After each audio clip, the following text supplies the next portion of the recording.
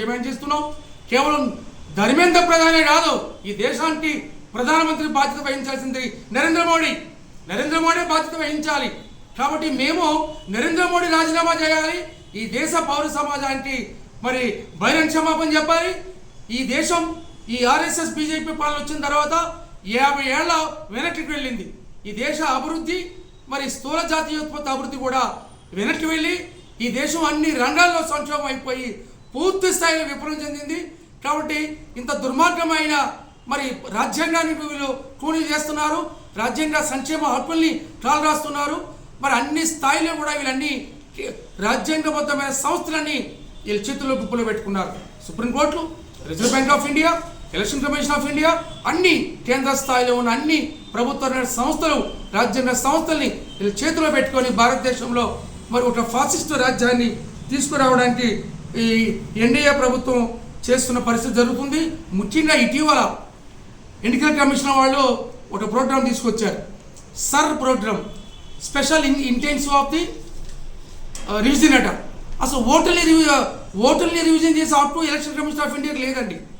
కేవలం ఓటర్ లిస్టులు తయారు చేయడం, వాడి జాబితాలు చూడడం, వాళ్ళు ఈ ఓటర్ ఉన్నాడా చచ్చాడా అని పరిశీలించడం తప్ప ఓటర్ రివ్యూ చేసే హక్కు ఎలక్షన్ కమిషన్ ఎవరిచ్చారు?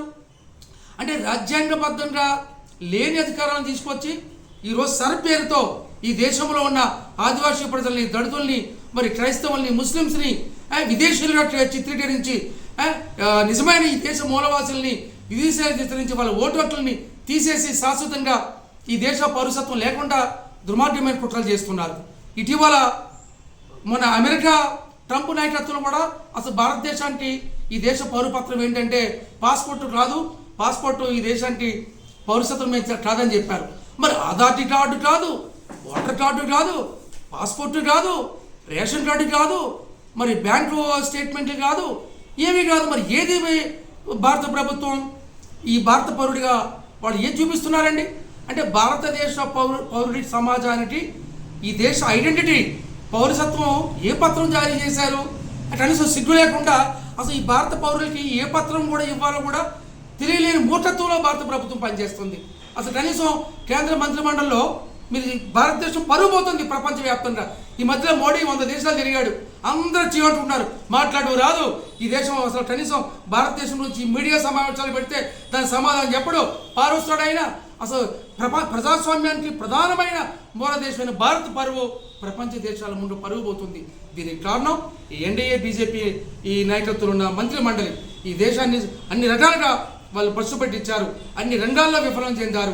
అంబానీ అదాని కార్పొరేట్ రాజ్యంగా తీసుకొచ్చారు, ఫాసిస్ట్ రాజ్యంగా తీసుకొచ్చారు, ఒక అప్రజాస్వామిక రాజ్యాన్ని తీసుకొస్తున్నారు, రాజ్యాంగాన్ని తీసేస్తున్నారు. మొత్తం ఏకస్వామ్య ఒక ఫాసిస్టు నరహంతక క్రిమినల్ మాఫియా రాజ్యాన్ని తీసుకురావడానికి ఆర్ఎస్ఎస్ బీజేపీలు పనిచేస్తున్నారు.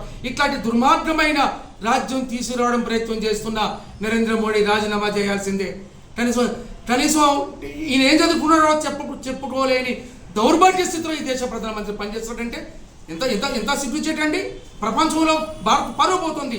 కాబట్టి మీకు జాతీయ స్థాయిన ఈ దేశాన్ని పరిపాలించే నైతిక హక్కు బీజేపీకి, ఎన్డీఏకి లేదని ఈ సందర్భంగా దళిత బహుజన పార్టీ స్పష్టం చేస్తుంది. భారత పౌర సమాజం ఈ ఎన్డీఏ బీజేపీ ఈ దుర్మార్గమైన ఈ దోపిడీ మాఫియా రాజ్యం మీద తిరుగుబాటు చేస్తే తప్ప ఈ దేశ పౌర సమాజానికి సామాజిక విముక్తి ఉండదు.